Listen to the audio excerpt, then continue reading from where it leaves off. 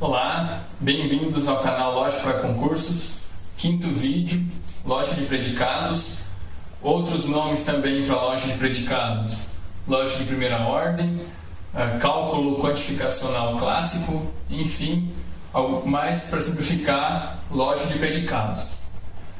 Nesse vídeo será apresentado algumas definições sobre a lógica de predicados, lembrando o foco para concursos, os elementos que aparecem, como isso é cobrado em concurso, por meio de um exemplo com uma questão de concurso que frequentemente aparece, mudam-se as palavras, mas a essência da questão é bem parecida.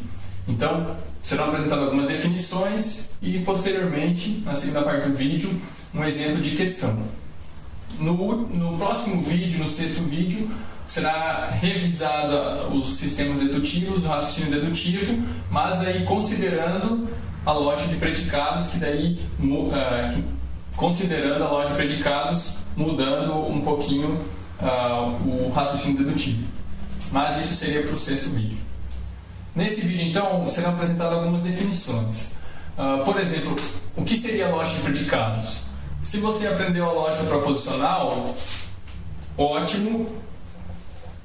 Tudo que foi aprendido na lógica proposicional é mantido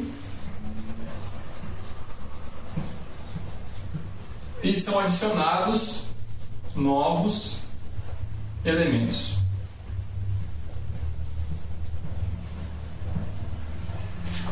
Todos os conectivos lógicos, conjunção, disjunção, implicação, são mantidos. As variáveis são mantidas. O valor verdadeiro ou falso ainda é o único valor válido nesse tipo de raciocínio, mas a gente adiciona, com a lógica de predicados, novos elementos. Quais seriam esses novos elementos? Basicamente, e agora eu vou focar também para concursos, os predicados e especialmente os quantificadores.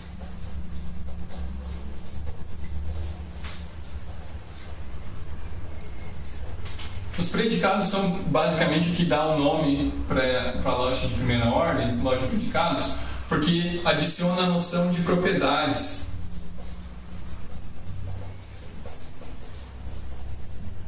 Propriedades para as variáveis, para os indivíduos que pertencem, que estão sendo representados na lógica proposicional. Então, com os predicados, é adicionado mais significado para uma sentença, para uma proposição. Por exemplo, fulana casou. Você poderia criar um predicado para definir o casamento, para definir casou. Quem casou? A fulana tem essa propriedade. A fulana casou, então ela tem essa propriedade de casar. Então o casar, ao invés de você representar tudo como uma variável só, você adiciona então as propriedades. Por exemplo, a cor do elemento, como a gente viu na outra questão, Y é verde. Então a gente poderia definir um predicado para definir a cor de Y, que é verde. Então são maneiras de você formalizar melhor uma proposição. Do ponto de vista dos concursos, a formalização nesse sentido ainda não é tão cobrada, pelo menos não até onde eu vi. O que é mais cobrado é na parte dos quantificadores, que são dois: o quantificador universal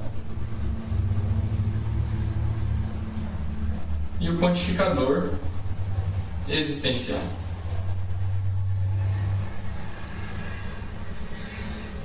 O quantificador universal representa todos os elementos do domínio.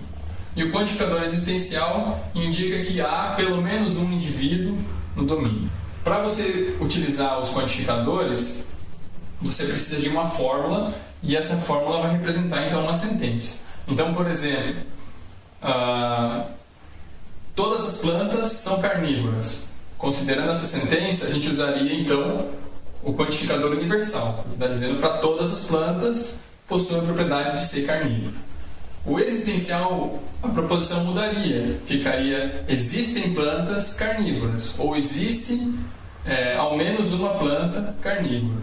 Aí você usaria então o quantificador existencial. Perceba que a lógica de predicados justamente adiciona novos elementos para dar mais significado às proposições. E aí você consegue diferenciar, por exemplo, nesse caso, o quantificador que representa melhor a sua proposição. É muito comum em concursos aparecer questões que indiquem, que peçam a troca entre quantificadores. Como que você consegue utilizar o contrário do quantificador, como que você define isso. Então esse vai ser o exemplo de questão de concurso que eu vou abordar mais para frente.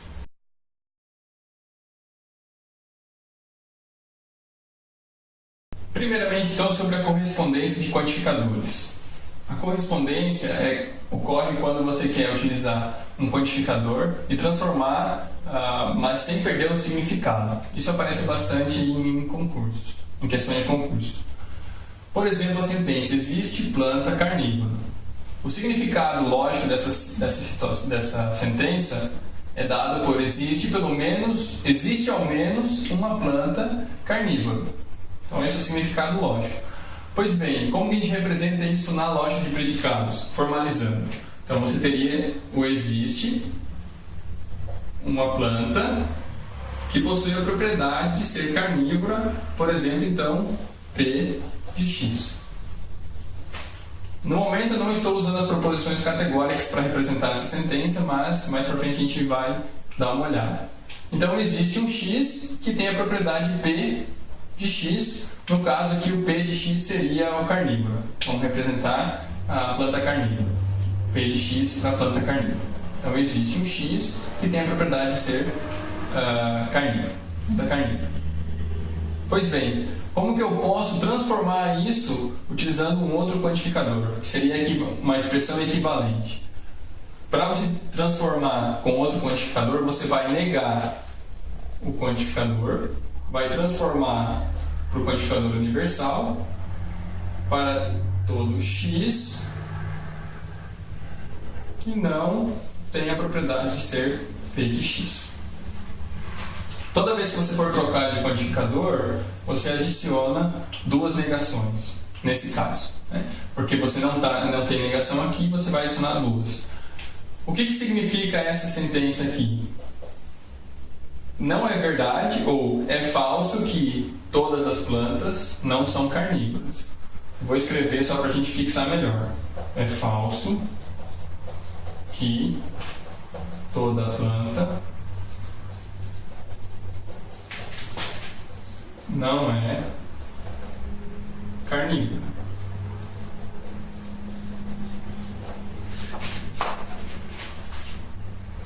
Perceba que essa frase significa a mesma coisa que a anterior. Se existe uma planta carnívora, se existe ao menos uma planta carnívora, é falso que todas as plantas não são carnívoras, porque existe ao menos uma. Então é assim que você vai transformar um quantificador para o outro. No momento que você quer transformar o quantificador existencial para o universal, você vai negar o quantificador e você vai negar também a propriedade. Pode ser meio confuso, mas se existe uma planta carnívora, é porque todas as plantas não é carnívora, é falso. Porque isso aqui, só essa parte aqui, não é a mesma coisa que isso. Por isso que tem a negação. Então, é falso que toda planta não é carnívora. Se eu disser que nenhuma planta é carnívora, eu não estou dizendo a mesma coisa que essa situação. Então, o objetivo aqui é transformar essa situação, essa sentença, equivalente, a gente pode ler dessa forma. Em termos práticos, para não errar, a fórmula é: você vai utilizar o quantificador. Se você quer transformar no equivalente com o outro quantificador, você vai negar duas vezes. Ok? Isso é válido também para o quantificador universal, a volta. Né? Isso é válido também para fazer a volta do quantificador universal para o existencial. Então, sempre a regra geral da correspondência do quantificador é você trocar ele, mas negando o quantificador e a propriedade. Assim você consegue ter o mesmo sentido lógico nas duas sentenças.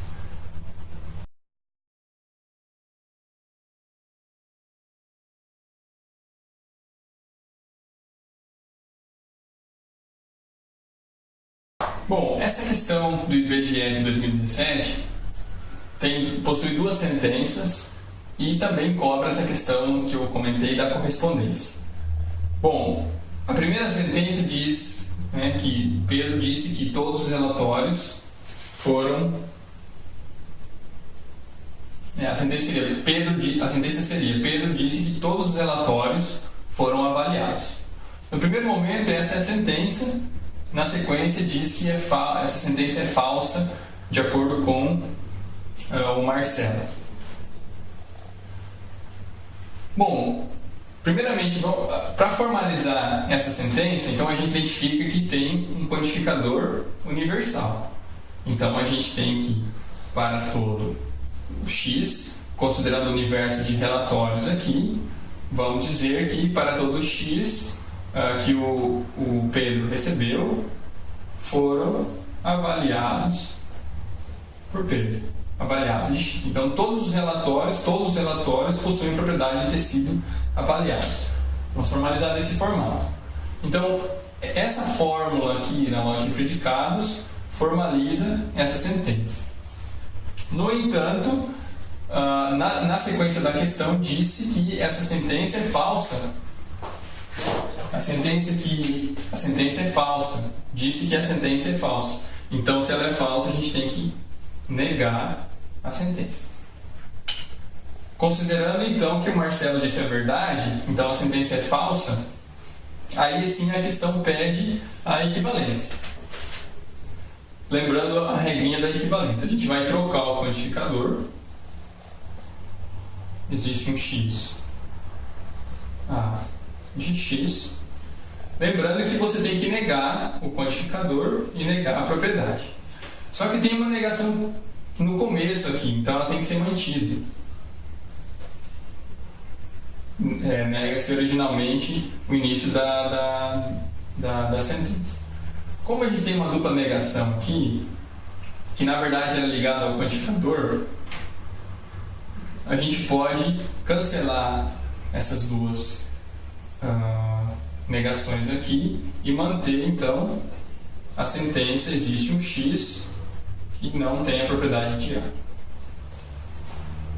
É assim que a gente vai transformar, porque originalmente tinha uma negação, então ela se anula, pela regra da dupla negação. A gente já verificou isso na lógica proposicional, mas então a gente vai ter essa sentença para trabalhar. Pois bem, como que a gente pode então converter de novo para a linguagem escrita, a linguagem falada? Quantificador existe ao menos um, ou existe ao menos um x, no caso o relatório. Existe ao menos um, o correto seria, existe ao menos um relatório que negação, então não foi o A de x aqui representa o avaliado. Não foi avaliado. É assim que a gente passa para a linguagem, ou extrai o sentido lógico da fórmula que foi especificada. Então, todos os relatórios foram avaliados para todo x, A de x, mas a sentença é falsa. Então, é falso que todos os relatórios foram avaliados. Como que a gente transforma isso?